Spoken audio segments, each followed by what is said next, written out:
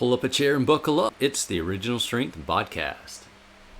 Hey guys, this is the Original Strength BodCast, and well, this is episode 100. And since it is the 100th episode, I thought I would do something I haven't done in a while and just participate with myself in a Q&A from viewers, readers, friends, and whatnot, or who not. And the good news is that since this is just me answering questions from viewers, this is probably going to be a pretty short episode. I don't get a lot of questions, and well, I don't really talk all that much either. So, all right, guys, let's get started. This first question is not really a question, but it is one of my most favorite comments that I received in, well, quite a while. A viewer writes in, "People with really big necks look like they're on steroids." Well, man, if I could hug you, I would just give you the biggest hug ever. So, in a world where most people think that I am a cousin of a giraffe, your comment truly made my day. I mean, you have no idea. So, I haven't often been accused of having a big, muscular-looking neck. And you did not use the word muscular, granted, but since you put steroids in the same sentence, I can only assume that you think my neck looks like I take steroids. So, God bless you, man. Thank you very much. All right, so the next question comes from a viewer who asked for a comprehensive guide to building really big legs. And I've got to tell you, I love you too. And so he wrote this on a YouTube video where I was doing Hindu squats. And, well, clearly my legs are visible on that video, but the fact that you think I would know about building big legs, I think that's very sweet.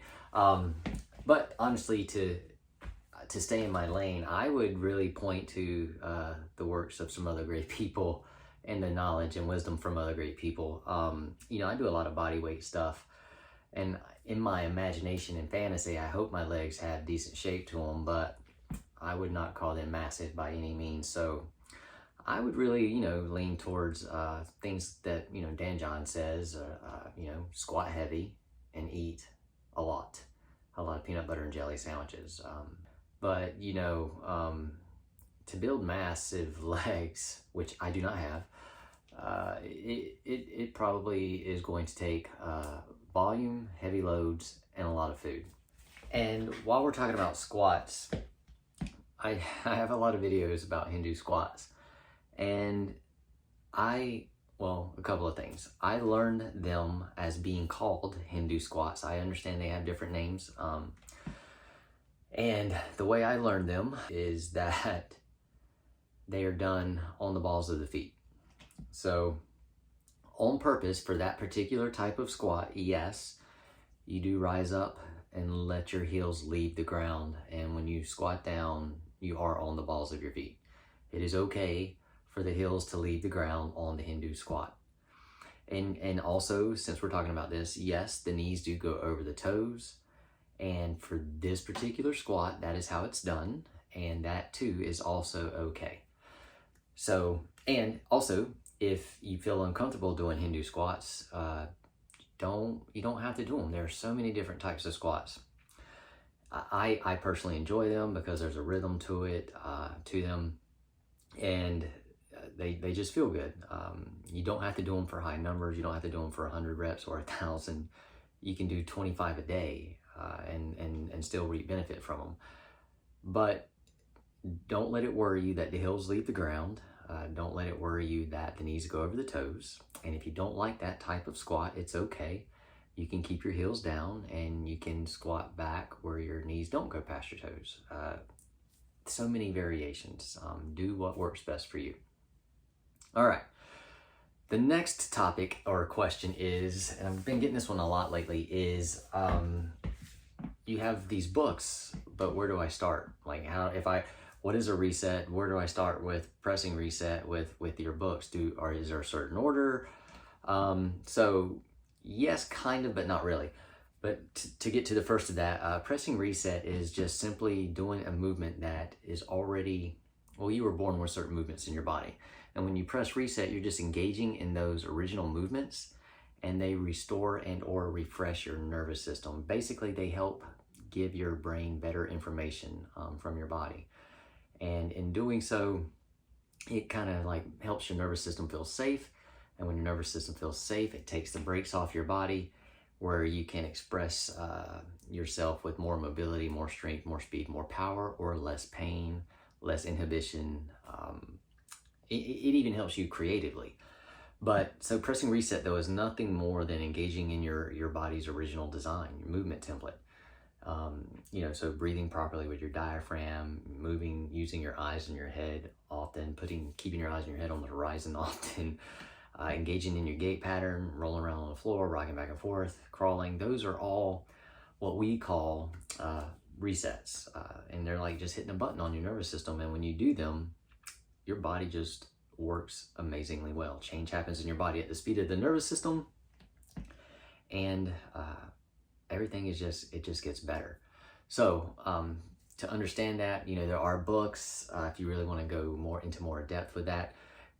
And as far as order goes for the books, really you just need, if you want to understand what it is to press reset and how to do it, you just really need to go get the book Pressing Reset Original Strength Reloaded. That's the order. Start there, and you may not need the rest of the books at all unless you're interested in certain topics. Like if you're interested in developing habits and putting together a simple daily routine for yourself to get habitually strong, Habitual Strength is a great book. If you're interested in athletic performance, or you're a strength and conditioning coach, then and you want to learn how to implement these resets into your strength and conditioning plan in the weight room and on the field, then Original Strength Performance is a great book. If you're interested in pushing your mind and body to limits, or past limits, not to them, but past them or through them, then the Becoming Bulletproof Project is probably going to be right down your alley. Now, I'm biased. I really like that one. And then, if you're interested in, Discovering You is just different. So I don't know that that's for everybody, but if you really want to know what you're capable of or what's inside of you, and you want a really powerful, simple daily movement plan, Discovering You, I'm biased on that one too.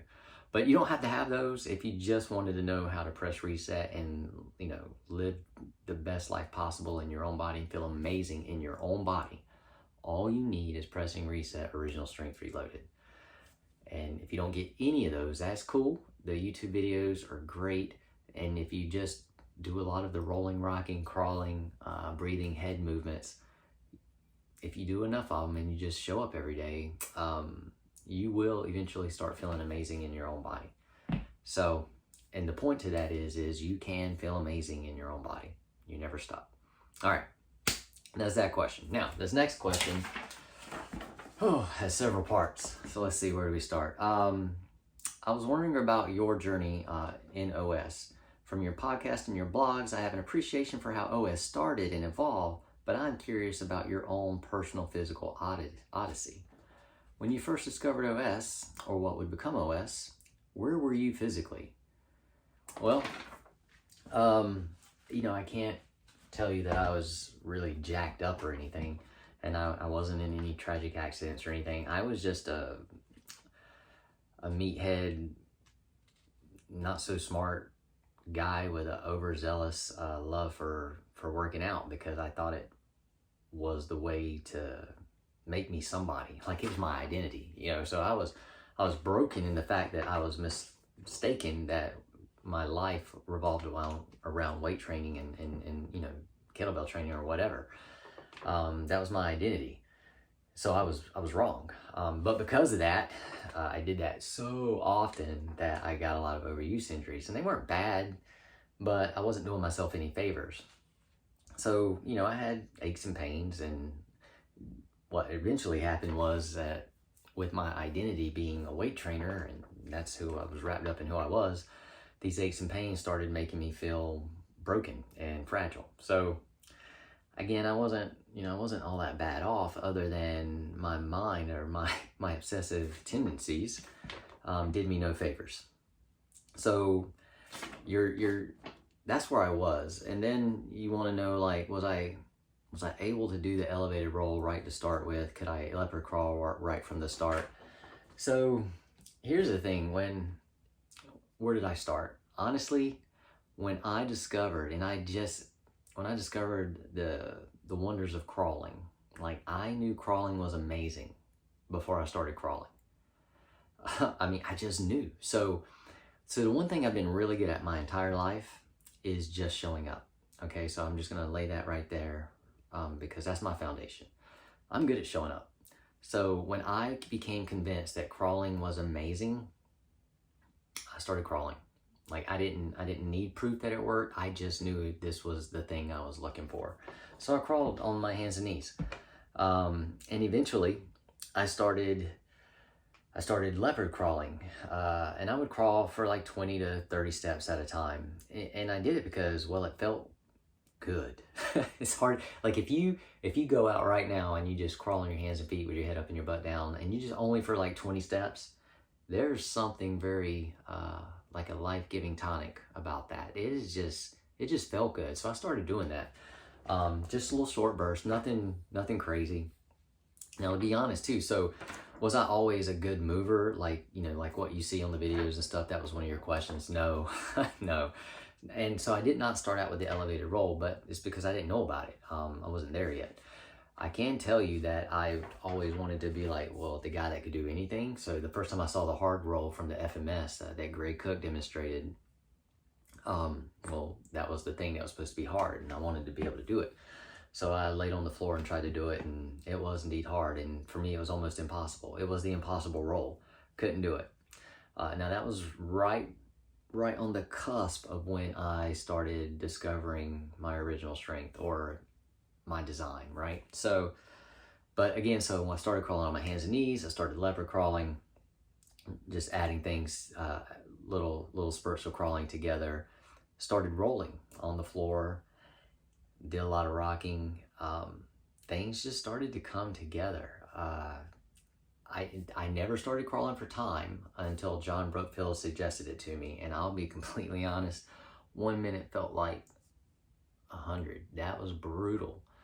So right from the get-go, I could not crawl for any appreciable length of time. I do remember the first time I tried to do loaded leopard crawling, I took a kettlebell, threw a chain through it, went out in the grass, put on a harness, and drug a kettlebell with a chain, and 30 steps destroyed me. Like I could do little bouts of 30 steps with a kettlebell. It was a 36-pound kettlebell, and it lit my legs on fire. And it was at the time, one of the hardest things I had done. I was like, man, why is this so hard? But there was something I liked about that because it was so hard, because it was so simple. And I knew I couldn't get hurt doing it. It was just so demanding. So little challenges like that started lighting my wick. And then when John Brookfield suggested I start crawling for time, well, that became an interesting challenge because why was 1 minute? Why was 3 minutes so brutal? So I remember I started piecing together crawling time. Like, so I would crawl 3 minutes, I would rest, like recover for a minute, or when the burning stopped and I could breathe, and I would crawl some more for 3 minutes, and I would just start piecing it together. And then one day at the fire department, I was out back crawling in the rocks on the back driveway. I hit 12 minutes. And that was like a miracle. That was like a miracle mile to me. Anyway, the point to all of that is no, I didn't start out like horrible. I could crawl, I could leopard crawl, but also I didn't start out glamorous. Like crawling was work, and I started out pretty simple, and I just pieced it together. But I showed up every day, and the point to that is one day I discovered that the hard roll was ridiculously easy. It wasn't hard at all, and I could do it with like less than zero effort. I mean, it was the easiest of the easy rolls all of a sudden. And then the elevated roll, well, the first time I tried it, I could do it, and it felt ridiculously amazing. So then I did it often. So that's really where I started, and along the way, I noticed that I didn't hurt as much anymore. Now, that could be twofold. One, the power of those movements of resets, it's amazing. But the other thing is that my new enthusiasm and love for these movements kind of replaced my enthusiasm and love for working out with weights and all the traditional stuff that I had done my entire life. So, which means I quit doing those things, which means it's possible that just stopping that kind of abuse on my body, at least the way I was doing it, also helped alleviate a lot of the issues that I was having. But from my experience, especially with helping others, the resets they take a lot of pain away. They do give all kinds of ability to the body by taking the brakes off the body. And it's very powerful. So to that point too, I noticed, like, even though I quit doing those traditional things because they didn't like my week anymore, my strength did not suffer. It did not go down. I could do things better than I could before when I was actually training with weights. I was stronger. That to me was the wow, this stuff is legit. And I do remember distinctly one day getting up after crawling, and like it was not a big crawling session, but I was walking through the house and I stopped and I was like, man, walking feels so strong. Like, it was the craziest thing. Like, I felt strong walking. And that's when I knew that I wasn't crazy, that this stuff was legit, because I felt so strong just walking, which actually morphed my thinking a little bit, because then I started thinking walking can make you strong. And now, as much as I was fascinated with crawling and as much as I still love crawling, I think walking is the extension of crawling, and walking can give you the same benefits as well. I know that's a leap of faith for a lot of people, and I'm crazy, but hear me now, believe me later, walking's the bee's knees, but so is crawling. All right, what else? So with all these questions from this same person, he kind of basically asked, so were you Clark Kent or Superman from the beginning? Which is an interesting question. So what I have come to believe is that we're all Superman from the beginning. We just don't all know it. But we all have the capability and the potential to be Superman, because it's our design. So I'm gonna say yes. That's my answer. But then I'll say yes to you too. So that's it. Oh, by the way, if you're watching this, that is a Band-Aid. It's Baby Yoda, because Baby Yoda has proven that force healing is a thing. And under that Band-Aid, I had skin cancer removed, so I had to keep it covered up. So just in case you're wondering, like, what the heck is on Tim's head? And if you're not watching, well, now you know something more about me. Anyway, guys, this was the 100th episode of the BodCast. I got to tell you that I truly enjoy the BodCast. I have had some amazing conversations, and with some really, really smart, wonderful, compassionate people. This is probably one of the brightest things I have done during brightest things, as far as light goes, like that has really put life into me during COVID. I truly enjoy being able to have conversations with wonderful people, and the people that say yes to being on the BodCast. And just so you guys know, though, like, a lot of people are asking me, well, how do you get these guests? I do not. I have a dear friend, Sarah Young, who has been on the BodCast, who, out of the goodness of her heart and passion, reaches out to people and asks if they'll be on the show, and they say yes. So it's really it's all just a gift and a blessing for me. But I do hope it's useful and helpful for you, because some of these people I'm talking to, they're just super awesome, and they have great information that can help make the world better, and some of them are just fascinating and neat. But I'm from a small town called Fuquay Varina, and I didn't really grow up knowing how to talk to strangers, so it has been really fun learning how to have conversations with complete strangers, and found that even if we don't have anything in common, we have a lot in common. So guys, thank you so much for listening to me ramble on the 100th episode of the Original Strength Podcast. I feel like maybe we know a little more about each other now. Thank you so much for listening to the show, and I hope it, brightens your day. Anyway, guys, thank you all very much. I hope you have a great weekend, and we will see you next time. Thanks for listening, everyone. Have a great weekend.